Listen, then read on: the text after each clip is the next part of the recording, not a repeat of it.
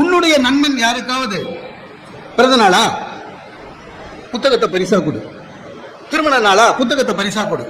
நீ வாங்கிய ஒரு புத்தகம் ஒரு 40 பேருக்காவது கைமாறி போய் எல்லாருமே படிச்சா அந்த எழுத்தாளருக்கு ஒரு மரியாதை கிடைக்கும். 40 பேர்ல 4 பேராவது புத்தகத்தின் எழுத்தாளரை பாராட்டுவார்கள். அந்த சேவையாவது நீ செய்யலாம். அப்படி உனக்கு சந்தேகம் இருந்தா லேடிஸை கேட்டு பாரு, அவங்களுக்கு அந்த வித்தை தெரியும்.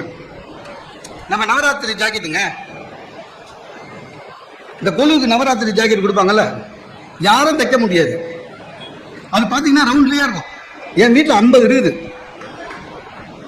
அந்த கொலு வைக்கிறதுக்கு முதல் நானே அயன் பண்ணி புது கவரில் போட்டு வைப்பேன். அப்படியே ரவுண்ட்ஸ்லேயே இருக்கும். ஏன்னா தைக்கவே முடியாது, 50 சென்டிமீட்டர் தான். சார் சொன்ன நயன்தாராவாலேயே தைக்க முடியாது. அது மாதிரி புத்தகத்தை பரிசாக கொடுங்கள்.